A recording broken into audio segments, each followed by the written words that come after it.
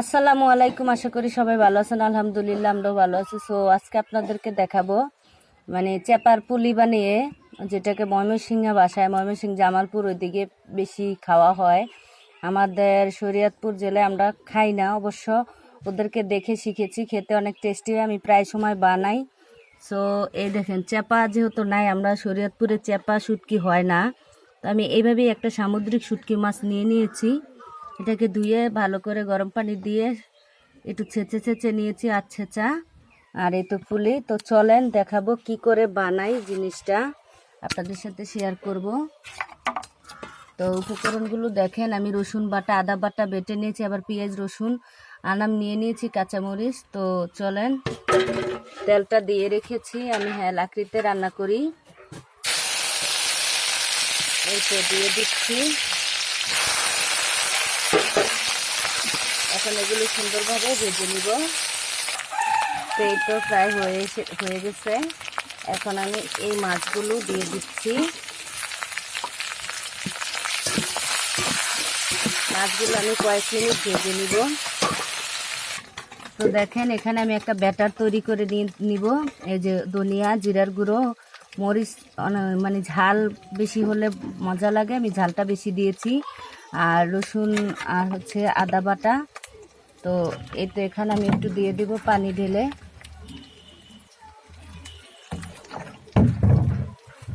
আর এই তো দেখেন, কড়াইতে কি সুন্দর হয়ে গেছে ভাজা ভাজা। এই যে কাঁচামরিচটাও সাথে আছে, দিয়ে দিলাম নুন, কাঁচামরিচ, সব কিছু যা লাগে আর কি রান্নাতে সব দিয়ে দিলাম। এখন এগুলো একবারে কষা কষা করে নিব, হতে থাক। তো এই তো দেখেন, আর কিছুক্ষণ হবে, আমি খুব সুন্দর ভালোভাবে হতে দিতে হবে, হয়ে নে।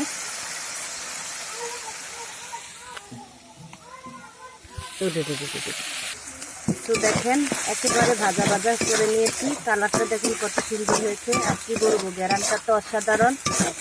তো এটা তো শুটকিতে তো অল্প গ্যারান বের হয়, যে যদি আমি চেপা শুটকি যেটা এটা দিতাম, তাহলে অনেক সুন্দর গ্যারান হতো। তো এটা আমি নামিয়ে নিয়েছি। এখন আমি এই জালি কুমড়ার পাতাটার মধ্যে দিয়ে পরিমাপ মতো দিয়ে পেঁচিয়ে নিব। তো এই তো পাতাটাকে আমি 3টা পাতা নিয়েছি, ভেজে এই রেডি করে রেখেছি। আপনারা আপনাদের পছন্দ মতো, কতটুক খাবেন, কতটুক পরিমাপ মতো দিবেন। তো এই তো আমিও এই পরিমাপ দিয়ে নিচ্ছি। এখন পাতাটা ভেঙে নিব। আপনারা জানেন আমি যেহেতু এক হাতে ক্যামেরা করি, যার জন্য আমার পুরাটা দেখাতে সমস্যা, আমি দিয়ে রেখেছি। এইভাবে আমি প্রতিটা ভেঙে বানাবো, দেখাচ্ছি। এই দেখেন, আমি ভাঁজটা করে নিয়েছি। এইভাবে আমি সবগুলো তৈরি করে নিব। তো দেখেন অবশেষে পাতার মধ্যে ভরা শেষ।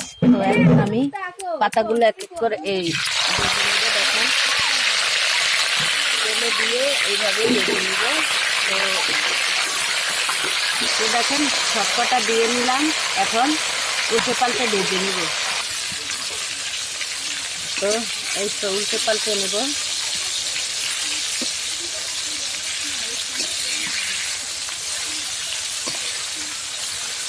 এইভাবে আমি সবগুলো উল্টে নেব।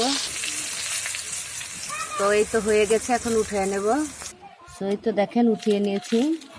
এখন এটা পাতা সহই খেতে হবে। তো এই তো দেখেন কতটা সুন্দর, পাতাটা কত মুচমুচে ভাজা হয়েছে।